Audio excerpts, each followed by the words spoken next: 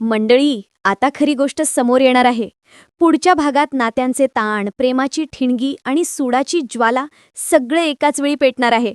तयार रहा एका जबरदस्त ट्विस्टसाठी. AR आणि ईश्वरीचा गोंडस भावनिक डान्स सुरू असताना दुसऱ्या बाजूला राकेश संतापाने पेटलाय. तो अंजलीला ओरडत विचारतो, अर्णवला झालं तरी काय? असा का विचित्र वागतोय? पण अंजली थोड्या चेष्टेनंच उत्तर देते, का कळत नाहीये तुम्हाला? अर्णव ईश्वरीच्या प्रेमात पूर्ण बुडाला आहे.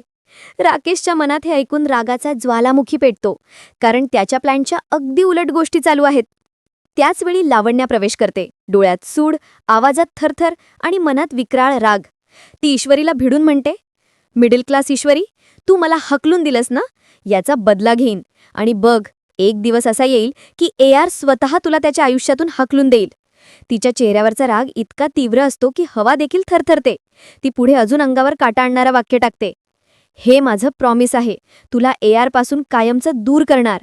एकीकडे प्रेमाचा डान्स आणि दुसरीकडे सुडाची सावली. नात्यातल्या या लढाईत कोण जिंकणार? खरं प्रेम टिकणार की लावण्याचा सूड यशस्वी होणार? तुमचं मत काय आहे कॉमेंटमध्ये सांगा. पुढचा भाग नक्की बघा आणि हो, लाईक करा, शेअर करा आणि सबस्क्राईब करायला विसरू नका.